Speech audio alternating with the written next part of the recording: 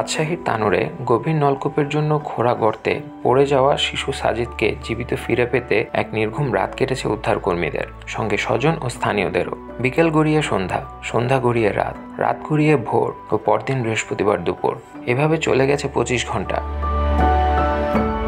কিন্তু সাজিদকে উদ্ধারের চেষ্টা অব্যাহত রেখেছেন ফায়ার সার্ভিসের কর্মীরা। 42 ফুট গভীরে গিয়েও শিশুটিকে পাওয়া যায়নি বলে জানিয়েছেন ফায়ার সার্ভিস। বৃহস্পতিবার বিকেল 3টার দিকে এ প্রতিবেদন লেখার সময় উদ্ধার কাজ চলছিল। ফায়ার সার্ভিসের operation director lieutenant colonel Mohammad Tajul Islam Chowdhury বলেন, 42 ফুট গভীরে গিয়েও শিশুটিকে পাওয়া যায়নি। গর্তটি 100 ফুট গভীর হলেও উদ্ধার অভিযান অব্যাহত থাকবে। ফায়ার সার্ভিস সূত্রে জানা যায়, মূল গর্তের পাশ থেকে কেটে শিশুটিকে উদ্ধার করার চেষ্টা চলছে। স্থানীয়রা বলেন, শিশুটি বুধবার দুপুর 1টার দিকে গর্তে পড়ে যায়, কিন্তু ঘটনাস্থলে এক্সকাভেটর আসতে আসতে রাত 8টা বেজে যায়। স্থানীয় রাইসুল নামে একজন বলেন, ছোট দুটি এক্সকাভেটর দিয়ে কাজ শুরু করা হয়, কিন্তু শুরুতেই যদি বড় এক্সকাভেটর দিয়ে কাজ শুরু করা যেত তাহলে হয়তো দ্রুতই উদ্ধার কাজ শেষ করতে পারত উদ্ধারকর্মীরা।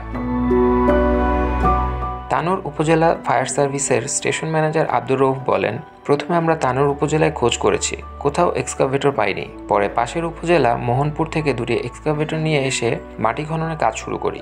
এরপর রাত 1:45টার দিকে আরেকটি উচ্চ ক্ষমতা সম্পন্ন এক্সকাভেটর ঘটনাস্থলে আসে, সেটি দিয়ে দ্রুত মাটি খনন করা হচ্ছে।